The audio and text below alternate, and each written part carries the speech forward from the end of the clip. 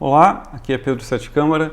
Nesse vídeo eu vou tratar de uma questão que me interessa muito, que é a questão de escrever bem, de por que nós brasileiros não estamos acostumados à ideia de escrever bem. Por que que no Brasil, ou você simplesmente tenta escrever como se fosse assim, aquele aluninho que espera que o professor não chame para ir lá no quadro fazer alguma coisa, então você tenta só se desincumbir daquilo, você tenta só escrever corretamente, você se contenta com assim, a gramática certinha. Quais efeitos tem essa atitude? Eu acho que o principal efeito, o efeito que todo mundo vê, é que você não busca como língua de cultura, isso é, a língua que você busca no momento que você teve um prazer intelectual de procurar informações importantes, acaba não sendo português. Se você sabe inglês, ou francês, ou espanhol, ou italiano, sei lá, você acaba recorrendo ao outro idioma porque simplesmente as coisas que estão em português não estão bem escritas.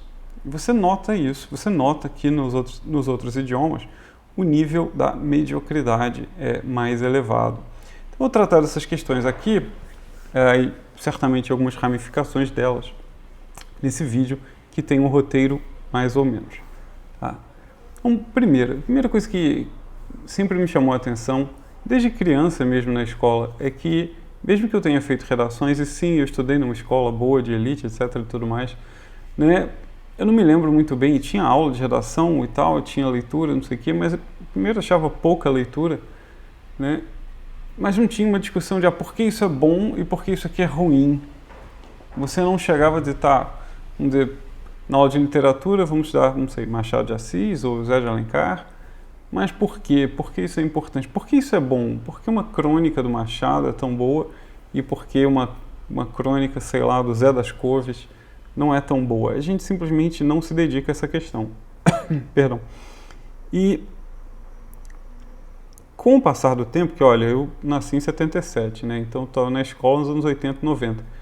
Mas com o passar do tempo, ainda outra questão acabou ocupando todo lugar e eu acho que a questão assim mais sorvete na testa, mais idiota mesmo, que existe, assim, sei lá, na história do Brasil, pelo menos na história do estudo do ensino de língua, que é essa questão de preconceito linguístico. Você ficar dizendo que a norma culta é uma forma de opressão e tal. Por quê? Bom, os motivos são muitos, tá? Primeira coisa é a seguinte, você pode dizer a norma culta, opressão certamente ela não é, mas vamos dizer, uma forma de elitismo, claro que é, mas essa é a ideia, Você é um Zé Mané, e aí agora você vai estudar a maneira como Machado de Assis escrevia, como Camões escrevia, como Fernando Pessoa escrevia, Você vai sair do seu mundo pequeno e entrar no mundo grande. É isso mesmo. Então, é elitista num sentido de que, sim, você vai deixar a sua condição, eu poderia, sei lá, eu estou em Copacabana, no Rio de Janeiro, eu poderia falar só copacabanês, viver só, como dizem, a minha realidade imediata. Mas não, eu aqui, eu posso falar com Sá de Miranda, que é um poeta português anterior a Camões, e eu posso também escrever coisas que vão ser lidas daqui a 100 anos, 200 anos. Não é uma expansão só do espaço de pensar, agora eu estou conversando com os portugueses e tal, ou nós brasileiros, isso é verdade também, mas nós brasileiros, tendo uma norma padrão, podemos nos falar no Brasil inteiro, sim, mas não só no espaço, também no tempo. Esse era até meu principal argumento contra o acordo ortográfico, quer dizer, obviamente não que eu tivesse alguma voz na discussão, mas, quer dizer, eu não estava lá na comissão, na CPLP e tal, na Comissão dos Países de Língua Portuguesa, na Academia Brasileira de Letras e tal, não estava lá, certamente. Até o acordo de 98 eu tinha 21 anos. Então, mas o argumento que eu teria contra esse acordo ortográfico, essa reforma ortográfica e todas as reformas futuras, é justamente a noção de comunidade de falantes da língua portuguesa no tempo. Que hoje você já tem uma coisa fantástica que é um soneto de Camões falado é mais fácil de entender do que escrito, porque a grafia mudou. Mas se você falar, sobretudo no Brasil, sobretudo talvez no Rio de Janeiro, você ainda pode entender muito bem, né? Se fala, amor é fogo que arde sem se ver, é ferida que dói e não se sente, né? Não tem nada de complicado. Mas, voltando aqui à questão mesmo, você ficar insistindo, norma culta e tal, devemos ensinar a norma culta, não sei o quê, mas sim, claro, né? É uma vantagem, é um padrão. Quanto mais gente usar o padrão, tem vantagens. Não quer dizer que você precisa abandonar sua coisa local, mas você vai enriquecer o padrão. Ou então, sim, você vai ter que abrir mão, talvez, de alguma coisa idiosincrática, uma coisa pequena, individual, sua mesmo, para entrar numa comunidade. Eu acho que as vantagens são, não sei, para mim são tão óbvias que eu não tenho nem muita vontade de ficar argumentando assim em favor de uma coisa tão óbvia, né? E pode ser uma ideia elitista, mas é uma elite que agora está aberta para todo mundo, né? Tem sistema de educação e tudo, a rigor deveria estar ensinando isso para todo mundo.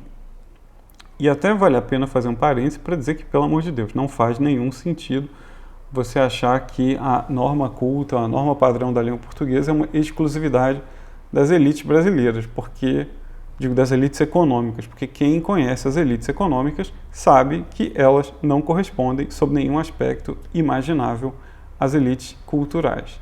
E, além disso, o Brasil justamente passa, essa é uma questão bem interessante, não é a questão desse vídeo, né? Talvez o Brasil até passe por uma questão assim, de quem são as elites culturais, quem está realmente conectado culturalmente isso aqui. Até insisto culturalmente, porque você pode morar fora do Brasil e estar psicologicamente, espiritualmente, culturalmente inserido no Brasil. Você não precisa mais, né? Nunca precisou, mas agora mais ainda. Você não precisa estar territorialmente, né? Estar fisicamente no território político do Brasil. Eu mesmo poderia morar em Buenos Aires, a cidade que eu gosto muito, e eu continuaria vivendo culturalmente no Brasil. Então a questão não é essa. Mas a questão é quem são essas pessoas que realmente estão dispostas a cultivar o português, né, escrito e falado. Quem são as pessoas que querem realmente pensar? Não, eu quero falar bem o português na sua forma brasileira, na sua forma carioca e tal, na sua forma paulista, não sei. Mas na forma brasileira, para distinguir aqui da expressão europeia, na Faculdade de Letras nós dizemos português europeu, português do Brasil, português de Moçambique, né, português de Timor-Leste, mas sendo brasileiro, se você está aqui, quem quer realmente cultivar? Quem vai dizer, isso aqui é meu e eu quero que isso seja o melhor, eu quero cultivar isso para que seja o melhor. Até aproveita a palavra cultivar, porque essa aqui é a questão que está em jogo.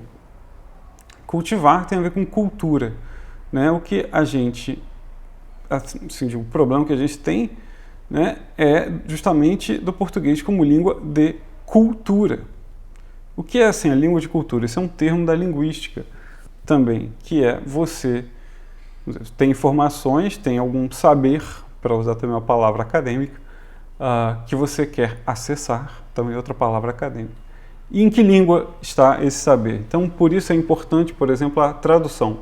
Se você quer ler Platão completo, existe em português? Até existe, né? Mas Aristóteles completo, acho que ainda não existe em português. Você quer ler Shakespeare em português? Não existe completo, mas existem traduções maravilhosas e tal. Sublimes, não, ainda não. Então, mas se você quisesse estudar, sei lá, como construir um prédio, existe textos apenas em português? Perdão, não tenho ideia, né?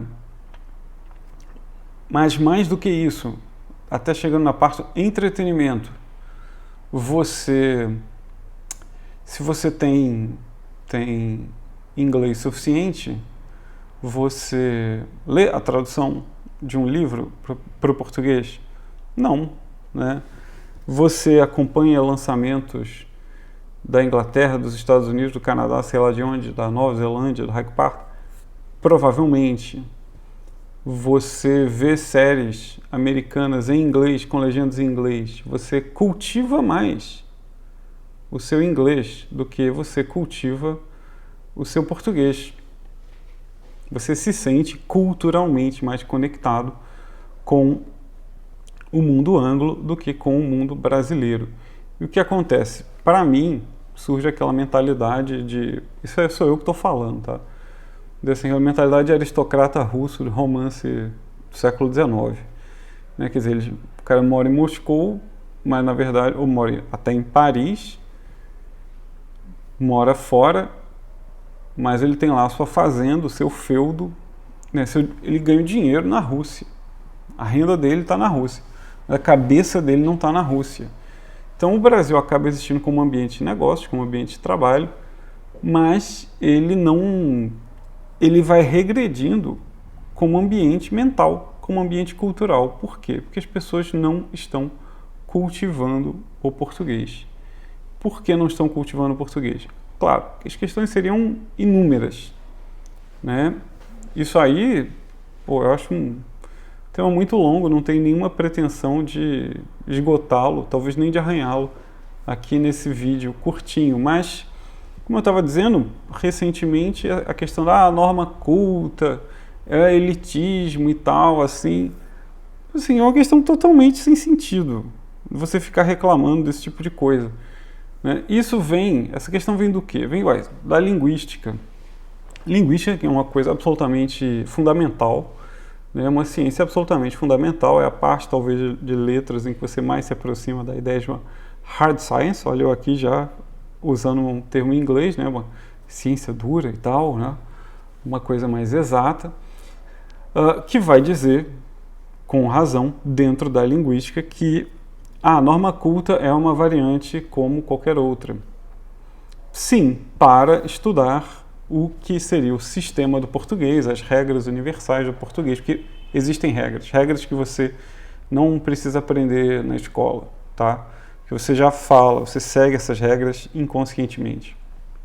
Regras, por exemplo, de pronúncia, tá? Você, por exemplo, aqui no Rio, a locutora do metrô fala em português, né?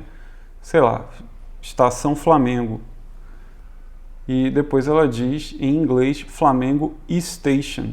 Ela usa essa regra do português, essa regra fonética do português, que é, em português, nenhuma palavra começa com st, né? Em inglês não é station, é station, assim como é school. Mas o brasileiro tende a falar station, school, porque existe essa regra. Regra mesmo, regra do sistema. Então a linguística vai estudar esse tipo de coisa. E para ela, para entender o sistema, o que é bom é ter o máximo de variantes, de registros sociais e tudo. Mas o que a gente quer é outra coisa. Eu estou fazendo realmente aquilo que a linguística não pode fazer. A linguística vai abstrair o seu juízo de valor e eu estou entrando sim com o juízo de valor, dizendo que a norma culta é melhor, né? Você poderia dizer que, sei lá, sal e sei o que, um outro composto químico qualquer, sal e açúcar, são compostos químicos, né? Mas eles têm, se você sair do ponto de vista da química, né, do ponto de vista do uso humano, eles têm finalidades, têm qualidades, isso é óbvio. Então, a ideia de que esse ponto de vista científico da linguística deve preponderar, deve dominar, isso é a mesma coisa que existe hoje, muito comum, não só no Brasil. Você, tratar o cérebro como se fosse um sujeito, imaginar que você é apenas um monte de compostos químicos e tal, um monte de reações.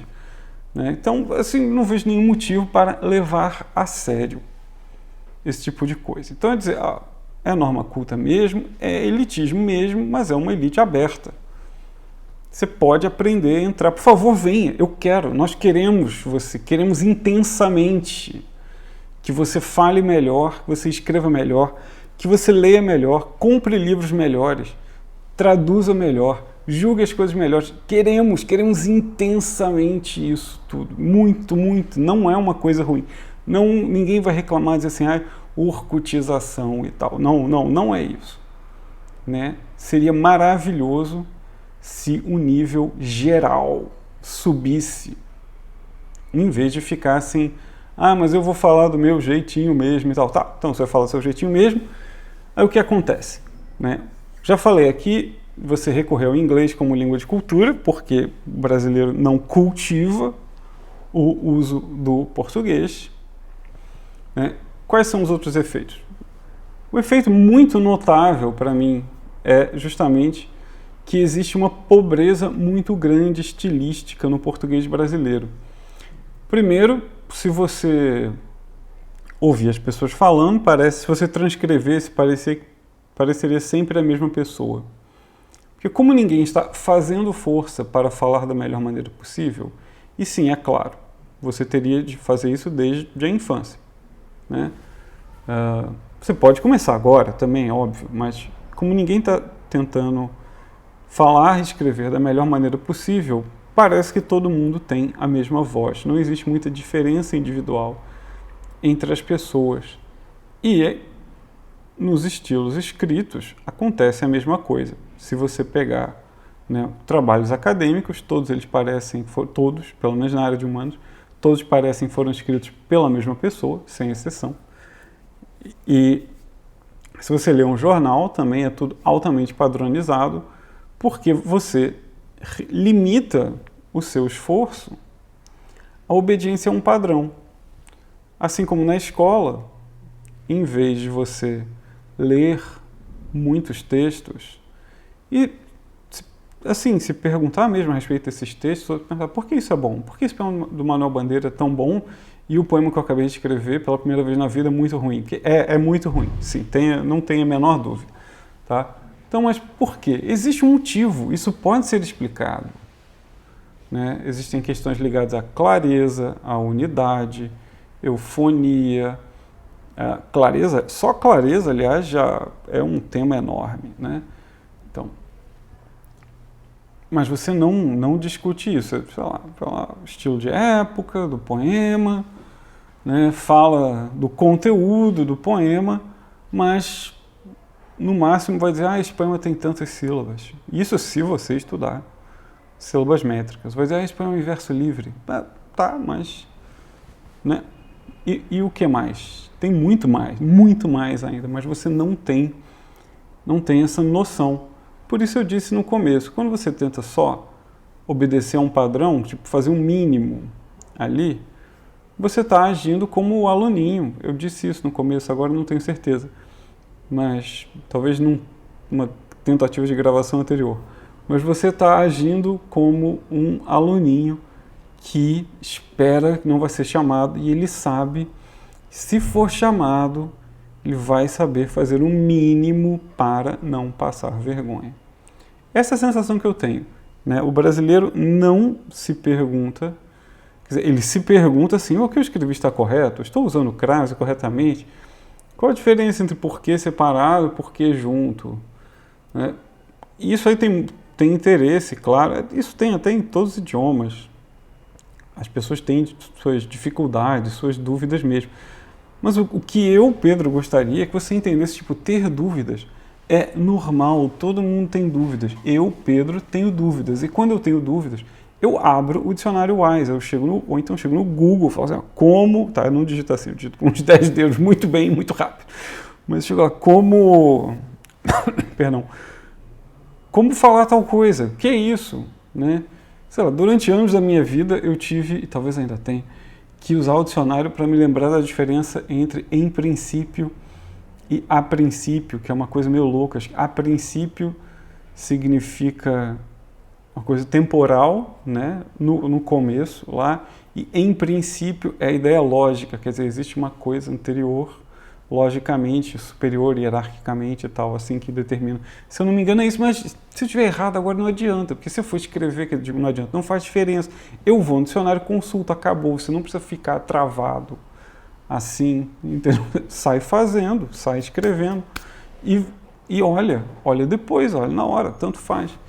Então existe muita preocupação em relação a isso. Como devo usar porquê, não sei o que e tal. Né? Como devo usar crase. Eu mesmo tenho uma outra dúvida de crase às vezes. Eu me lembro de uma história que alguém, um figurão, uma pessoa importante aí, passou no Itamaraty, acho que a banca era o Antônio Wise, né, o autor do dicionário Wise, ou era o Aurélio Buarque de Holanda Ferreira. E aí a pergunta era, a toda brida, tinha crase, não tinha crase, acho que não tem crase, por que não tem crase? Mas, cara, sei lá, eu ainda não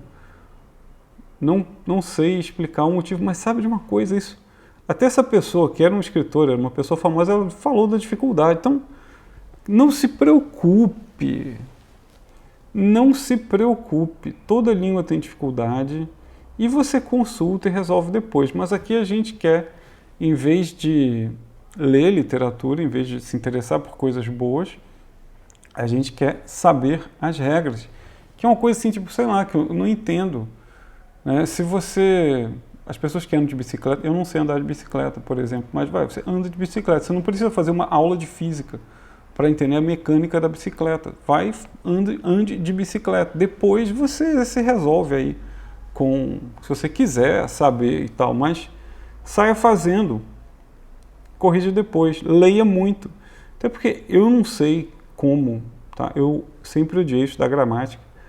E eu aprendi gramática só na faculdade, quando eu fiz grego antigo, porque tinha latim junto, então a gente estudava sintaxe, linguística, né? Grego e latim junto. Aí eu comecei a aprender alguma coisa de gramática. Mas escrevi direito, por quê? Porque eu sempre lia. Então a gramática chega como um hábito. Primeiro vem o gostar. Como você vai gostar de uma coisa? Você é apresentado a coisas boas. Sei lá, na escola você vai ler X livros por ano. Talvez você goste muito de 2, ache um indiferente, o outro você acha intolerável. Eu acho o Cortiço, por exemplo, um negócio ilegível. Assim, li na escola e foi suficiente. Tá? Né? Bastou já. Mas gostei muito de outras coisas que eu li, outras coisas me intrigaram, etc. Então, digo, você vai assim, vai lendo, a coisa vai entrando no sangue e pronto. E se você tem dúvida, você pergunta ao dicionário, pergunta ao Google, pergunta a alguém que saiba, que se dedique a essas coisas. Mas eu sei, o nosso sistema não é assim, o nosso sistema é baseado em colocar medo. Você tem medo de errar, que existem 800 mil regras de gramática, em vez de ser como, e aqui sim, esse vai ser um momento que eu vou realmente afirmar que acho que nos Estados Unidos existe um modelo superior. Se eu tivesse filhos, eu gostaria que meus filhos estudassem segundo esse modelo. O modelo mais voltado para a ideia de educação liberal, não aquela coisa de artes liberais medievais, né? Mas liberal education, educação liberal, um projeto bem iluminista, até, francamente falando, em que o aluno é estimulado desde a infância, sei lá, a dizer o que ele pensa e a fazer as perguntas que a gente não faz. Quer dizer, estou dizendo o que eu penso da melhor maneira possível? Essa melhor maneira possível, quer dizer, é uma maneira adequada à circunstância? É adequada a esse momento? Ela é clara o suficiente? Sim, é uma educação baseada mesmo na retórica. Eu não estou falando aqui de produção de ficção, poesia. Não, falando só de você, sei lá, você tem que escrever um e-mail para alguém, em vez do e-mail ser uma coisa que você pensa, meu Deus, acabei de escrever, não cometi nenhum erro. Mas você realmente escrever a coisa da melhor maneira possível. Né? E não porque você quer negociar, vencer na vida. Não submeter isso também, não submeter o cultivo da língua a um outro objetivo. Sim, é verdade que se você se expressar melhor, provavelmente você terá uma vantagem, ainda mais num país em que as pessoas se expressam super mal. Né? Mas eu estou falando de você cultivar a coisa como um bem, como eu disse no começo, você ter uma mentalidade aristocrática de verdade, assim dizer, olha, essa língua é minha e eu vou cuidar dela e vai ser o melhor, né? Aristos, o melhor mesmo. Então, isso é o que realmente falta aqui no Brasil. Essa é uma coisa que eu gostaria de estimular nas pessoas, essa mentalidade.